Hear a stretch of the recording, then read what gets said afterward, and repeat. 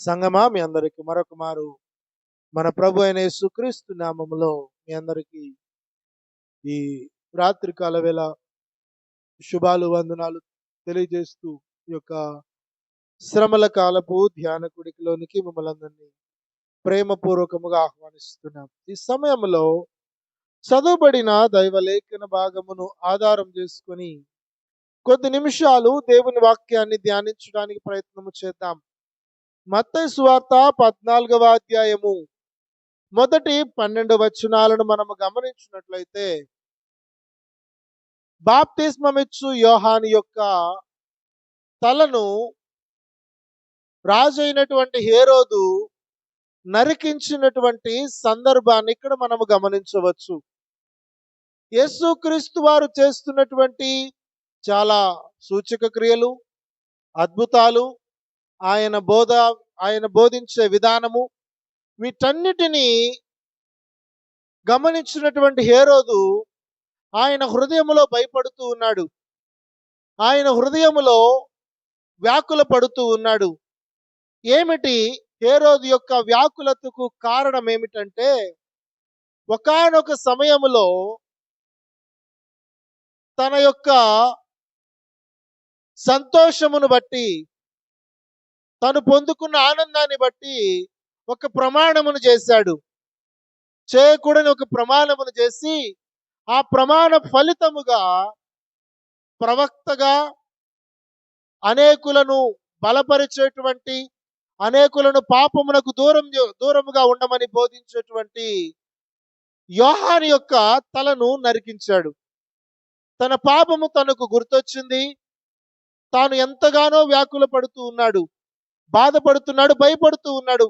మరి ఎక్కువగా చూడండి, మొదటి వచనాన్ని మనము గమనించినట్లయితే, ఆ సమయమందు చతుర్థాధిపతి అయిన హేరోదు యేసును గుర్చిన సమాచారము విని, చూడండి, ఇతను యేసుక్రీస్తు అనే ఇతను నేను తలగొట్టించినటువంటి యోహానే.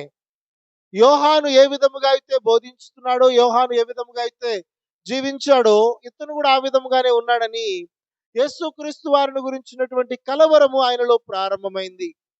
చూడండి, దేవుని వాక్యం వింటున్నటువంటి ప్రియ సంగమా, మానవ జీవితంలో మనుషునికి చాలా రకాలైనటువంటి ఎమోషన్స్ వస్తూ ఉంటాయి. చాలా రకాలైనటువంటి అనుభూతులు లేకపోతే భావాలు హృదయంలో నుండి చెలరేగుతూ ఉంటాయి. కొంతమంది సంతోషిస్తూ ఉంటారు, ఆనందపడుతూ ఉంటారు. మరికొందరికి వేదనగా ఉంటుంది, మరికొందరికి దుఃఖము కలుగుతూ ఉంది, మరికొందరికి కోపం వస్తుంది. ఇటువంటి చాలా రకాలైనటువంటి ఎమోషన్స్ అనేవి మానవ హృదయములో చెలరేగుతూ ఉంటాయి. కానీ మనము మనలను, మన వ్యక్తిగత జీవితాలను, మన హృదయములో నుంచి చెలరేగేటువంటి ఎమోషన్స్ మనల్ని కంట్రోల్ చేయకూడదు. సాధారణంగా పెద్దలు ఒక సామెత చెబుతూ ఉంటారు. ఏంటంటే, సంతోషములో ఉన్నప్పుడు ఎవరు కూడా మాట ఇవ్వకూడదు. సంతోషంతో ఉన్నప్పుడు ఏది పడితే ఆ మాట ఇవ్వకూడదు. నోటి మాటలు చాలా జాగ్రత్తగా రావాలి. హేరోదు కూడా ఒకానొక సందర్భంలో చాలా సంతోషకరమైనటువంటి పరిస్థితిని ఎదుర్కొన్నాడు. చాలా హృదయం ఆనందపడేటువంటి పరిస్థితిని ఎదుర్కొన్నాడు. తత్ఫలితంగా చేయకూడని ఒక కార్యాన్ని చేశాడు. బాప్తిస్మిచ్చి యోహాను హేరోదు యొక్క పాపాన్ని గుర్తు చేశాడు. హేరోదు తన యొక్క సహోదరుడైనటువంటి ఫిలిప్పు, వారిరువురు అన్నదమ్ములు, వారిరువురు రోమా ప్రభుత్వము కింద అధికారులుగా పనిచేస్తూ ఉండేవారు. తన సహోదరుడైనటువంటి ఫిలిప్పు యొక్క భార్య హేరోదియా. ఆమెను చూసి ఈ హేరోదు ఇష్టపడ్డాడు. వారిరువురు కూడా ఒకరినొకరు ఇష్టపడ్డారు.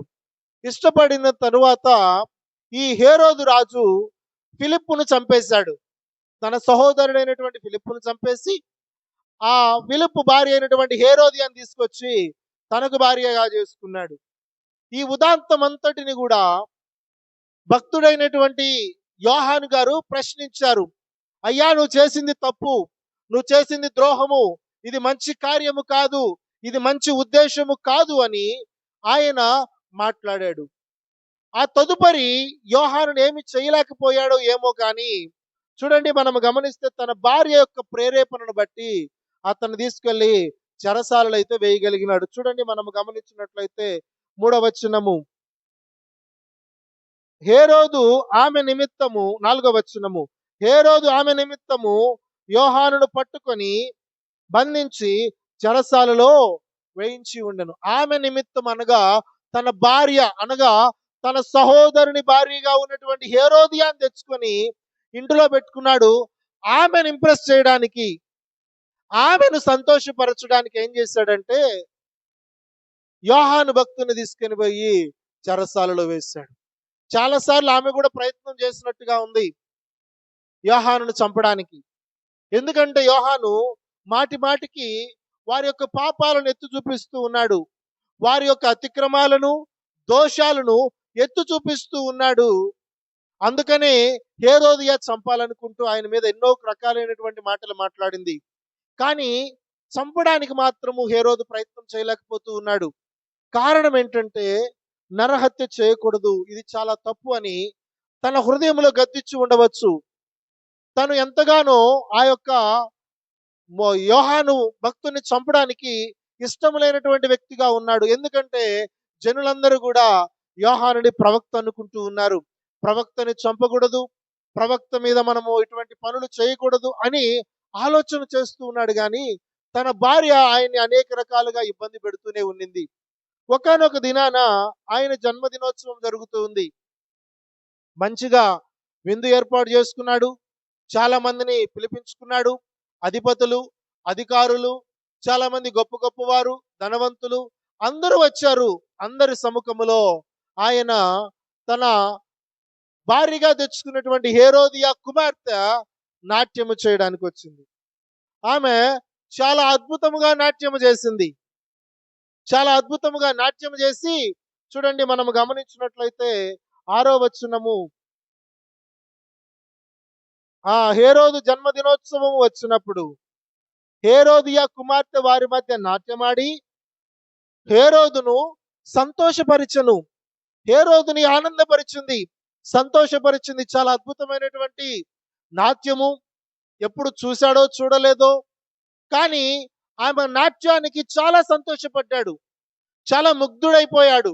ముగ్ధుడైపోయిన వెంటనే ఆ సంతోషంలోనే ఒక మాట ఇచ్చేశాడు. 7వ వచనాన్ని మనం గమనించినట్లయితే ఏమంటున్నాడంటే, గనుక ఆమె ఏమి అడిగినను ఇచ్చేదనని అతడు ప్రమాణపూర్వకముగా వాగ్దానము చేస్తాడు. నువ్వేమడిగినా నేను ఇస్తాను, నువ్వేం అడగాలనుకుంటున్నావు అడుగు, సమస్తాన్ని నేను నీకు ఇస్తానని ప్రమాణపూర్వకముగా వాగ్దానం చేస్తాడు. అనగా ఎవరి మీదనో ఒట్టేసుకున్నాడు. తన మీదనో లేకపోతే తన దేవీ దేవతల మీదనో ఎవరి మీదనో ఒట్టేసి మరీ వాగ్దానం చేసేసాడు. నేను తప్పకుండా నువ్వేమడిగినా ఇస్తాను, నువ్వేమడిగినా నేను ఇస్తానని వాగ్దానం చేశాడు. అప్పుడు ఆమె ఆ యొక్క నాట్యమాడినటువంటి ఆ చిన్నది తన తల్లి అయినటువంటి హేరోదియా చేత ప్రేరేపించబడి వెళ్ళి బాప్తిస్మిచ్చి యోహాన్ యొక్క తల కావాలని అడిగింది.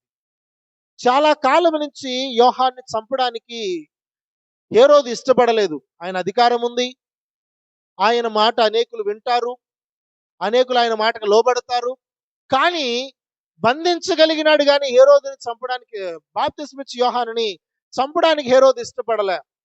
అతనికి తెలుసు తన జీవితంలో పాపం ఉంది, ఆ పాపాన్ని గద్దిస్తూ ఉన్నాడని. అతనికి తెలుసు తను చేసేటువంటి భయంకరమైన పరిస్థితి అని. మరొకటి ఏంటంటే తను వీటన్నిటిని బట్టి ఏ బాప్తిస్మిచ్చి యోహాను చంపడం కూడా, అది కూడా నేరముగానే భావించి ఆయన ఏమీ చేయలేకపోతూ ఉన్నాడు. కేవలము బంధించి మాత్రమే ఉంచాడు. కానీ తను చేర్చుకున్న తన భార్య మాత్రము యోహాను గారిని చంపకుండా ఉండడానికి ఇష్టపడడం లేదు. బంధించడానికి కారణం ఆమె, బందీ గృహంలో చంపడానికి అనేక ప్రయత్నాలు చేసింది కానీ యోహాను మాత్రం చంపడానికి ఇష్టపడలేదు. కానీ ఒకానొక దినాన సంతోషంలో వాగ్దానం ఇచ్చేశాడు. ప్రమాణం చేసి మరి వాగ్దానం ఇచ్చాడు, నువ్వేమడిగినా నేను ఇస్తాను. ఆమె ఏమడిగిందంటే యోహాను యొక్క తల కావాలని అడిగింది. దేవుని వాక్యం అంటున్నాడు, ప్రియ సంగమా, ఒకసారి మన జీవితాలను కూడా మనం ఒకసారి పరిశీలన చేసుకుందాం. చాలా సందర్భాల్లో భక్తిలో ఉంటాము, దేవుని వాక్యము మనకు అర్థమవుతుంది, గ్రహించుకుంటూ ఉంటాము, హృదయంలోనికి ఆహ్వానిస్తూ ఉంటాము. ఎక్కడో కొన్ని తప్పులు చేయకూడదని మన అంతరాత్మ, మన హృదయము ఘోషిస్తూ ఉంటుంది. పాపాన్ని కప్పిపెట్టుకుంటూ ఉంటాం. కానీ ఎక్కడో మనము తెచ్చిపెట్టుకున్నటువంటి కొన్ని లక్షణాలు, తెచ్చిపెట్టుకున్నటువంటి కొన్ని పరిస్థితులు మనలను తప్పు చేయడానికి మనలను ప్రేరేపిస్తాయి. మనలను పురికొల్పుతూ ఉంటాయి. హేరోదియాని తెచ్చిపెట్టుకున్నాడు. తాను సంతోషపడి ప్రమాణం చేసేసాడు. తను లోకములో లభించేటువంటి సంతోషాన్ని బట్టి ఏమిచ్చినా చేస్తానని ప్రమాణం చేశాడు. ఆ ప్రమాణమును బట్టి ఒక ప్రవక్తని చంపడానికి సిద్ధపడ్డాడు. చూడండి, ఆయనకి చంపడం ఇష్టం లేదు. కానీ అక్కడున్న వారందరిని బట్టి, పెద్దలను బట్టి, అధికారులను బట్టి, చాలా గొప్ప వారిని బట్టి బాప్తిస్మిచ్చి యోహాన్ని చంపకుండా ఉండలేకపోయాడు. దేవుని వాక్యం వింటున్న ప్రియ సంగమా, కొన్ని సందర్భాల్లో మనము అత్యుత్సాహాన్ని, సంతోషాన్ని ప్రదర్శిస్తూ కొన్ని తీసుకోకూడని, ఇవ్వకూడని, చెయ్యకూడని ప్రమాణాలు చేస్తూ ఉంటాం. వాటి ఫలితంగా చాలా గొప్ప నష్టాన్ని, చాలా గొప్ప పాపాన్ని మూటగట్టుకుంటూ ఉంటాం. హేరోదు సంతోషపడ్డాడు, హేరోదు ఆనందపడ్డాడు. దానిని బట్టి నరహత్య చేయడానికి పూనుకున్నాడు. ఒక ప్రవక్తను చంపడానికి పూనుకున్నాడు. ప్రవక్తను చంపడము చాలా భయంకరమైనటువంటి పాపము. భయంకరమైనటువంటి, దేవుడు సహించలేనటువంటి ఘోరమైనటువంటి పాపానికి ఒడిగట్టాడు. నేడు కూడా మనము కూడా కొన్ని సందర్భాల్లో సంతోషపడి, ఆనందపడి, ఉత్సాహాన్ని చూపిస్తూ ఆ యొక్క ఆనందాన్ని పొందుకోవడానికి ఇంకా ప్రమాణాలు చేసి భయంకరమైనటువంటి పాపములోనికి దిగజారిపోతూ ఉంటాం. చూడండి, దానియేలు గ్రంథము 5వ అధ్యాయము 1వ వచనము నుండి మనము గాని గమనించినట్లయితే, దానియేలు గ్రంథము 5వ అధ్యాయము 1వ వచనము నుండి 6 వచనాలను మనము గమనించినట్లయితే, ఆ రాజగు బెల్తెజరు తన అధిపతులలో 1000 మందికి గొప్ప విందు చేయించను. 1000 మందితో కలుసుకొని ద్రాక్షారసము త్రాగుచుండెను. బెల్తెజరు ద్రాక్షారసము తాగుచుండగా తానును, తన అధిపతులను, తన రాణులను, తన ఉపపత్నులను వాటిలో ద్రాక్షారసము పోసి త్రాగునట్లు తన తండ్రియగు నెబుకద్నెజరు యెరూషలేములోని ఆలయములో నుండి తెచ్చిన వెండి బంగారు పాత్రలను తెమ్మని ఆజ్ఞ ఇచ్చెను. అందుకు వారు యెరూషలేములోని దేవుని నివాసమగు ఆలయములో నుండి తీసుకున్న సువర్ణోపకరణములను తెచ్చి ఉంచగా, రాజును, అతని అధిపతులను, అతని రాణులను, అతని ఉపపత్నులను వాటిలో ద్రాక్షారసము పోసి త్రాగిరి. దేవుని వాక్యం వింటున్న ప్రియ సంగమా, బెల్షస్సరు బబులోను దేశపు రాజు తన తండ్రి అయినటువంటి నెబుకద్నెజరు యెరూషలేము ఆలయాన్ని ధ్వంసం చేసి, ఆలయములో ఉన్నటువంటి బంగారు వస్తువులను, బంగారు పాత్రలను తీసుకొని వచ్చి తమ దేవత బొక్కసములో ఉంచాడు. ఒకనాడు తన కుమారుడైనటువంటి బెల్షస్సరు రాజ్య పరిపాలన చేస్తున్నప్పుడు ఒక గొప్ప విందు చేసుకొని, ఆ విందులో తాగుతూ, సంతోషపడుతూ, ఆనందపడుతూ, ఈ ద్రాక్షారసము ఈ ఇత్తడి పాత్రలోనో లేకపోతే ఈ పాత్రలలో కాదు, వీటికంటే శ్రేష్టమైన పాత్రలో మనము తాగాలని ఏం చేశాడంటే, యెరూషలేము దేవాలయములో ఉంచబడినటువంటి సువర్ణోపకరణములను తెప్పించుకున్నాడు. అక్కడ పాత్రలను తెప్పించుకొని బంగారుతో చేయబడినటువంటి పాత్రలలో తానును, తన రాణులను, తన అధిపతులందరూ కూడా త్రాగడానికి అందులో మత్తు పదార్థాన్ని పోసుకొని తాగుతూ ఉన్నాడు. సేవిస్తూ చాలా హ్యాపీగా ఆనందపడుతూ ఉన్నాడు, తూలుతూ ఉన్నాడు. దేవుని వాక్యం వింటున్నాడు ప్రియ సంగమా, కొన్ని సందర్భాల్లో మన మత్తులో కూడినటువంటి ఆనందము పాపమునకు దారితీస్తూ ఉంది. ఉన్నతమైనటువంటి సంతోషాన్ని పొందుకోవడము బలహీనమైన పరిస్థితులకు దారితీస్తూ ఉంది. బెల్షస్సరు ఆ విధమైనటువంటి పాపం చేశాడు. తన రాణులను, తన యొక్క ఉపపత్నులను, తన దగ్గర ఉన్నటువంటి అధికారులను, అధిపతులను సంతోష పెట్టడానికి యెరూషలేము దేవాలయములో ఉన్నటువంటి ఆ యొక్క బంగారు వస్తువులు, పాత్రలలో ద్రాక్షారసం పోసుకొని తాగడం ప్రారంభించాడు. దేవుని అవమానపరచడం ప్రారంభించారు. దేవుని యొక్క పాత్రలను హేళన చేయడం ప్రారంభించారు. తన హృదయంలో ఉన్న సంతోషాన్ని, తన హృదయంలో ఆనందాన్ని సాటిస్ఫై చేసుకోవడానికి, తనను తాను ఆనందపరుచుకోవడానికి ఈ ప్రయత్నం చేశాడు. అప్పుడు ఒక వేలు వచ్చి గోడ మీద రాయడం ప్రారంభించింది. ఒక చెయ్యి వచ్చి గోడ మీద రాయడం ప్రారంభించింది. ఆ రాతను చూస్తున్నటువంటి బెల్షస్సరు భయపడి వణికిపోయి చచ్చిన వాడిలాగా పడిపోతున్నాడు. చూడండి, మనం గమనించినట్లయితే 5వ వచనము. ఆ గడియలోనే మానవ హస్తపు వ్రేలు కనబడి దీపము దగ్గర రాజుల యొక్క నగరు గోడ పూత మీద ఏదో ఒక వ్రాత వ్రాయిచున్నట్టుండెను. రాజు ఆ హస్తము వ్రాయుట చూడగా అతని ముఖము వికారమాయెను. అతడు మనస్సునందు కలవరపడగా అతని నడుము కీళ్లు వదలి అతని మోకాళ్ళు గడగడ వణుకుచు కొట్టుకొనుచుండెను.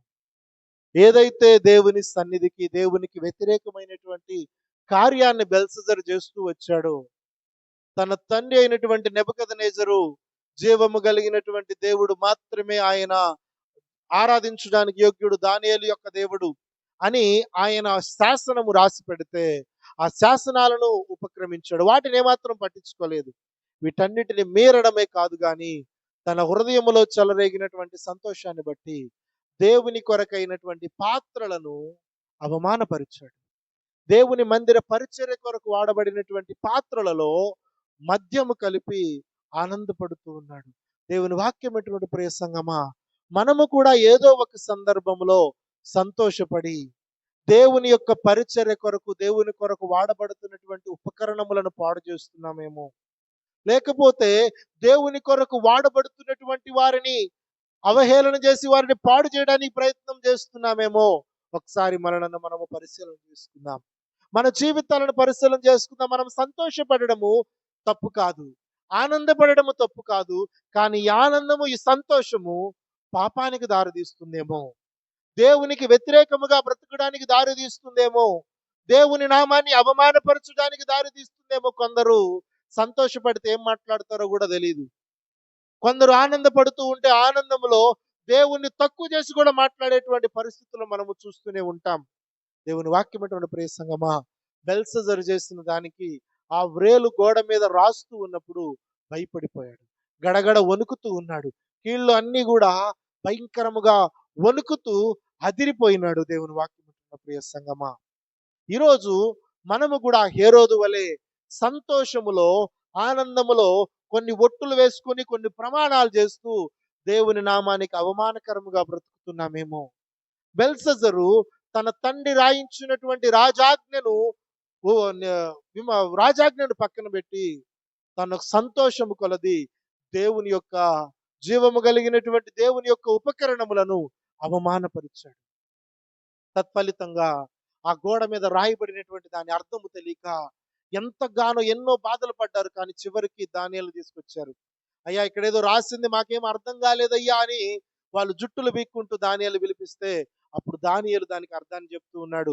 చూడండి, 5వ అధ్యాయము 25వ వచనం, 24వ వచనము. ఆయన ఎదుట నుండి ఈ అరచేయి వచ్చి ఈ వ్రాతను వ్రాసెను.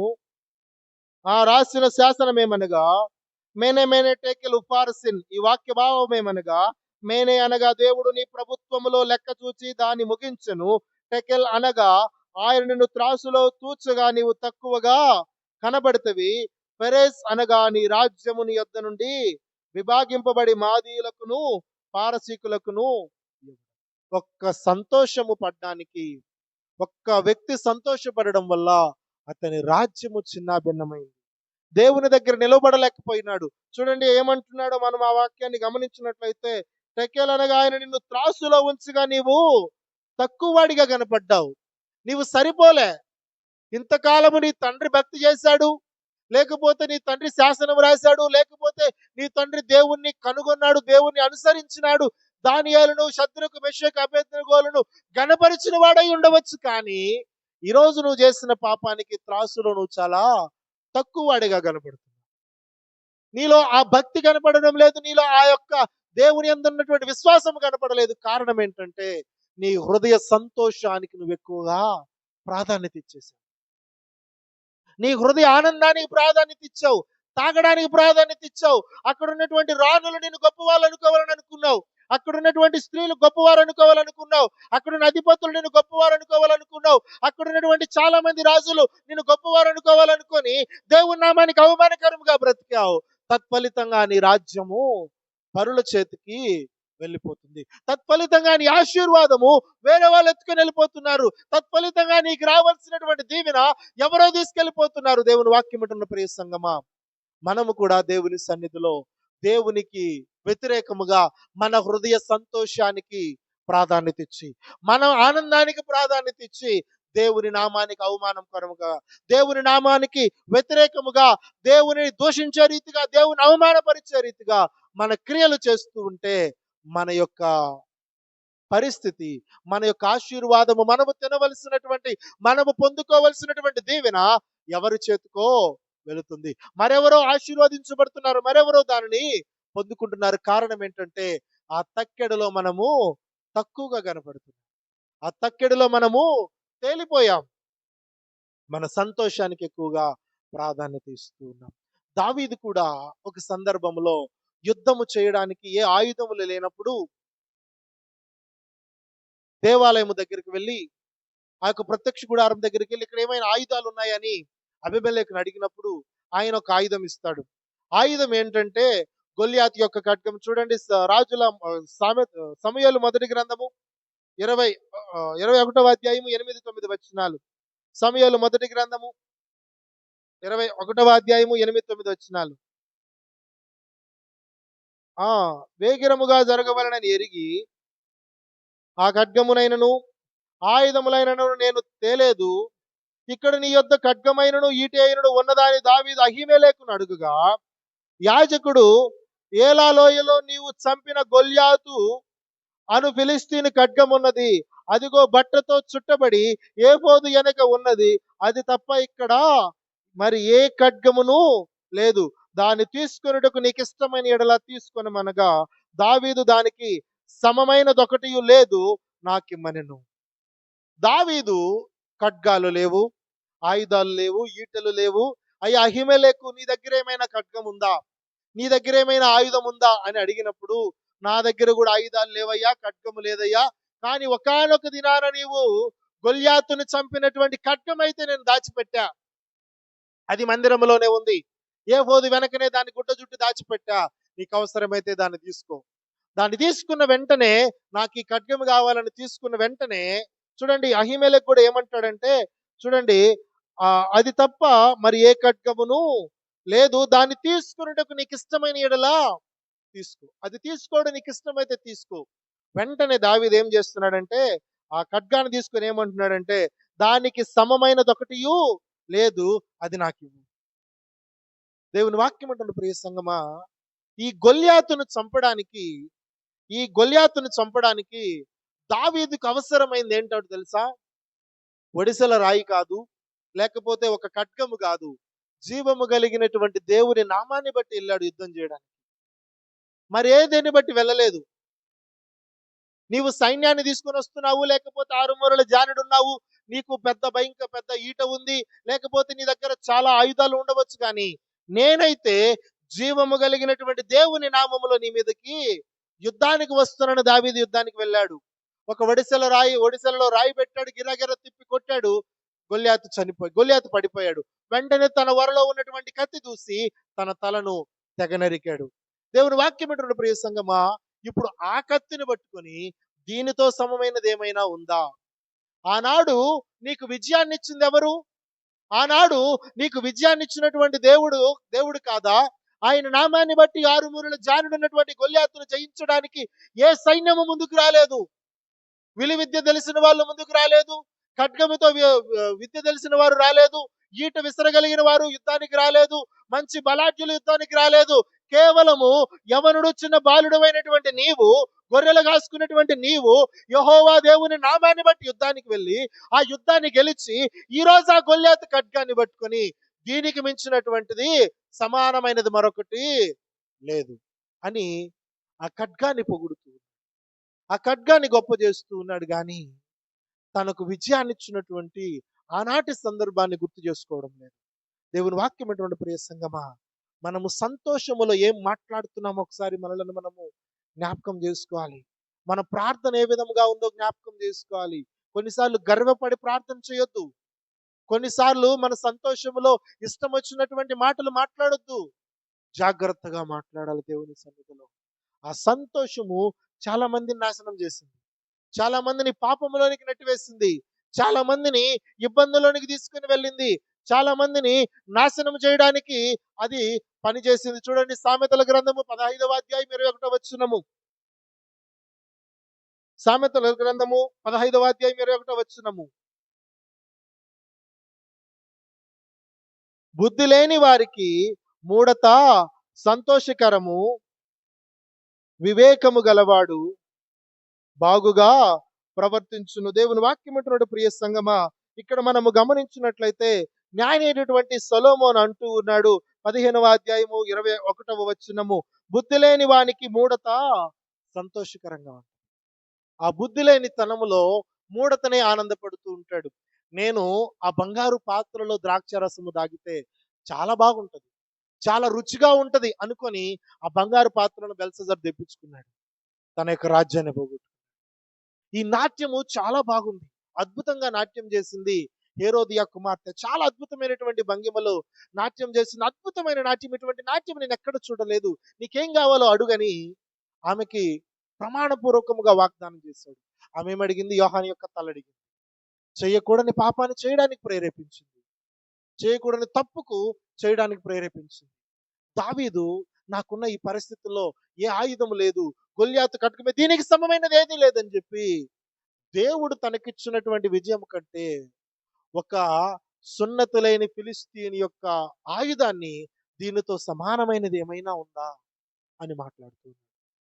మూర్ఖతమైనటువంటి సంతోషాన్ని మనము ఆచరించకూడదు. ఆ సంతోషము మనలను పాడు చేస్తుంది. హేరోదు అనుసరించిందైనా, బెల్షస్సర్ చేసిందైనా సరే, ఆ సంతోషము భుక్తిహీనముగా ప్రవర్తించి తమ సంతోషాన్ని బట్టి పాడైపోయినటువంటి పరిస్థితిలోనికి వెళ్ళిపోయినారు. ఆహాబు రాజుగా ఏర్పాటు చేయబడ్డాడు. కానీ ఒక అన్య స్త్రీ అయినటువంటి యెజెబెలును వివాహం చేసుకుని తనను తాను అమ్మివేసుకున్నాడు. దేవతా స్తంభములను నిర్మించాడు తన యొక్క భార్యను బట్టి. తన భార్యను సంతోషపెట్టాలని, తన భార్యను ఆనందపరచాలని, తన భార్య నా భర్త చాలా మంచోడు అనుకోవాలని, తన భార్య నా భర్త నా మాట వింటాడని చాలా తన భర్తను తనను చాలా గొప్పగా ఊహించుకుంటుందని ఆ రకమైనటువంటి తప్పులు చేయడానికి ఆహాబు సిద్ధపడ్డాడు. చివరికి తన రక్తాన్ని కుక్కలు నాకేసింది. దేవుని వాక్యం అంటున్న ప్రియ సంగమా, మనము సంతోషముగా ఉండడానికి దేవునికి వ్యతిరేకమైనటువంటి పాపం చేస్తున్నామేమో ఒకసారి మనలను మనము పరిశీలన చేసుకుందాం. మన జీవితాలను మనము పరిశీలన చేసుకుందాం. సంతోషములో ఉన్నప్పుడు ఇష్టమైనటువంటి వరాలు ఇవ్వడం కాదు, ఇష్టం వచ్చినట్టుగా ప్రమాణము చేయడం కాదు, ఎవరినో సంతోష పెట్టడానికి, నిన్ను నువ్వు సంతోష పెట్టుకోవడానికి దేవుని నామాన్ని అవమానపరచడం కాదు. యేసుక్రీస్తు వారి దగ్గరికి ఒక తల్లి వచ్చింది. అయ్యా, నా ఇరువురు కుమారులు నువ్వు మహిమలో ఉన్నప్పుడు ఒకరు కుడి వైపున ఒకరు ఎడమ వైపున ఉండేటువంటి భాగ్యం ఇవ్వయ్యా, మాకంతే చాలు అంటున్నాడు. ఆమె తల్లి కోరుకుంటూ ఉంది. చూడండి, యేసుక్రీస్తు వారు ఏమన్నారు? మార్కు సువార్త 10వ అధ్యాయము 40వ వచనం. మార్కు సువార్త 10వ అధ్యాయము 40వ వచనం. నా కుడి వైపునను ఎడమ వైపునను కూర్చుండనిచ్చుట నా వశము లేదు, అది ఎవనికి సిద్ధపరిచనో వారికే దొరుకునని వారితో చెప్పెను. అయ్యా, చూడండి, మనం పై వచనాల్లో గమనించినట్లయితే 35వ వచనంలో జెబెదయి కుమారులైన యాకోబును యోహాను ఆయన ఎద్దుకు వచ్చి, బోధకుడా, మేము అడుగునదెల్లా నీవు మాకు చేయగోరుచున్నావని చెప్పగా ఆయన, నేను మీకేమి చేయగోరుచున్నాను వారు అడిగాను. వారు, నీ మహిమ యందు నీ కుడి వైపున ఒకడును నీ ఎడవైపున ఒకడును కూర్చున్నట్లు మాకు దయచేయి. నీ కుడి వైపున ఎడవైపున మేము కూర్చోవాలి, మాకు అది కావాలి నీ మహిమలో అని అడుగుతున్నారు. యేసుక్రీస్తు వారు అన్నారు, అయ్యా, నేను పొందబోవు బాప్తిస్మాన్ని మీరు పొందలేరు. నేను పొందబోవు బాప్తిస్మము చాలా కఠినమైన, దాన్ని మీరు పొందలేరు. లేదు ప్రభా, దాన్ని మేము పొందుకుంటాం.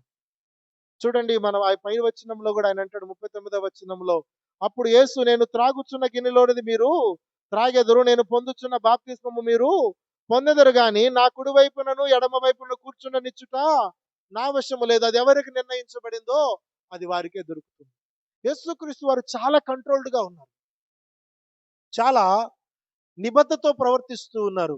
వచ్చినారు కదా అని ఇష్ట ప్రకారముగా ఆయన వారికి యొక్క ఆలోచన నెరవేర్చడం లేదు. ఆయన్ని చాలా మంది కూడా ఆయన్ని కోప పెట్టాలని, ఆయన్ని ఇబ్బంది పెట్టాలని చాలా మంది ప్రయత్నం చేసి చాలా ప్రశ్నలు అడిగారు ఆయన్ని. ఆయన్ని చాలా మంది విసిగించాలని ప్రశ్నలు వేశారు. నువ్వు నిజంగా దేవుడవైతే మాకు సూచక్రియ చెయ్యి. నువ్వు నిజంగా గొప్పవాడివైతే ఫలానాది చెయ్యి. నువ్వు నిజంగా అలాంటి వాడివైతే, లేకపోతే నువ్వు పన్ను కట్టవా? ఇటువంటి చాలా విషయాలు ఆయన ముందుకు తీసుకొచ్చారు. మోషే ధర్మశాస్త్రం ఈ విధముగా చెబుతుంది, మరి రాళ్లతో కొట్టి వ్యభిచారం చేసిన వాళ్ళని చంపాలి కదా, మరి నువ్వేం చేస్తావు? ఇటువంటి చాలా ప్రశ్నలు యేసుక్రీస్తు వారిని ఇబ్బంది పెట్టేకి అడిగినవే. కానీ ఎక్కడ కూడా యేసుక్రీస్తు వారు కంట్రోల్ కోల్పోలే. ఎక్కడ కూడా ఆయన తన యొక్క ఆధీనంలో లేకుండా సాతాను యొక్క ఆలోచనలకు ఆయన ఎప్పుడు కూడా తావు ఇవ్వలేదు. సాతానుడు ప్రేరేపించినా సరే సాతాను యొక్క ఆలోచనలకు ఆయన త్రావు ఇవ్వలేదు. దేవుని వాక్యం వింటున్నాడు ప్రియ సంగమా. ఈరోజు నీ పరిస్థితి, నా పరిస్థితి ఏ విధంగా ఉంది? ఈరోజు నీవు నేను ఏ విధంగా ఆలోచిస్తున్నాం? కోపం వచ్చినప్పుడు ఇష్టం వచ్చినట్టు మాట్లాడడం కాదు. కోపం వచ్చినప్పుడు ఏది నోటికి వస్తే అది మాట్లాడి తర్వాత వచ్చి మళ్ళీ నేను సారీ చెప్తానండి, లేకపోతే మళ్ళీ వచ్చి నేను క్షమాపణ చెప్తానండి కాదు. నీ కోపాన్ని కంట్రోల్ చేసుకో. కోపపడే ముందు ఆలోచన చేయి. దేవుని వాక్యం తెలియజేస్తుంది, కోపపడుడు కానీ పాపం చేయకుడు. కోపపడడంలో తప్పు కానీ నీ కోపము పాపానికి దారి తీయకూడదు. అవతల వారిని బాధ పెట్టకూడదు. అవతల వారిని ఇబ్బంది పెట్టకూడదు. నీ మాట తీరు, నీ యొక్క ప్రవర్తన. నువ్వు సంతోషంగా ఉండడం తప్పులేదు, కానీ నీ సంతోషంలో పాపం చేయకుండా ఉండడానికి చూసుకో. దేవుని వాక్యం వింటున్న ప్రియ సంగమా, మనలను మనము కంట్రోల్లో ఉంచుకోవాలి. హెరోదు సంతోషంలో పాపానికి పూనుకున్నాడు. బెల్షస్సరు సంతోషంలో పాపం చేయడానికి సిద్ధపడ్డాడు, పాపం చేశాడు, తన రాజ్యాన్ని పోగొట్టుకున్నాడు. ఈరోజు నీవు నేను కూడా సంతోషపడుతూ, లేకపోతే కోపంలోన మన యొక్క ఆధ్యాత్మిక స్థితిని దిగజార్చుకుంటున్నామేమో, మనకు రావాల్సినటువంటి ఆశీర్వాదాన్ని, వాగ్దానాన్ని దిగజార్చుకుంటున్నామేమో ఒకసారి మనలను మనం పరిశీలన చేసుకుని. యేసుక్రీస్తు వారు అడుగుతూ ఉన్నాడు, అది నా దగ్గర లేదు. ఎవరికి రావాల్సినది వాళ్ళకు వస్తుంది. ఎవరైతే నిజముగా ప్రయత్నం చేస్తారో, ఆ రాజ్యం కొరకు ఎవరైతే కష్టపడతారో, ఎవరైతే ఆ రాజ్యం కొరకు నిజముగా శ్రమ పడతారో వారికి అది దక్కుతుంది. దేవుని వాక్యం అంటున్న ప్రియ సంగమా, నీవు నేను కూడా మన యొక్క హృదయంలో చెలరేగేటువంటి అనేక భావాల నిమిత్తము మనలను మనం అణుచుకోగలగాలి. మనలను మనము నియంత్రించుకోగలగాలి. అటువంటి నియంత్రణలో ఉండగలిగినట్లయితే తప్పకుండా దేవుని యొక్క ఆశీర్వాదాన్ని, వాగ్దానాన్ని మనం స్వతంత్రించుకోగలము. కావున అటువంటి హృదయాన్ని, అటువంటి నియంత్రణ శక్తిని పరిశుద్ధాత్మ దేవుడు మనందరికీ దయచేయును గాక. ఆమేన్.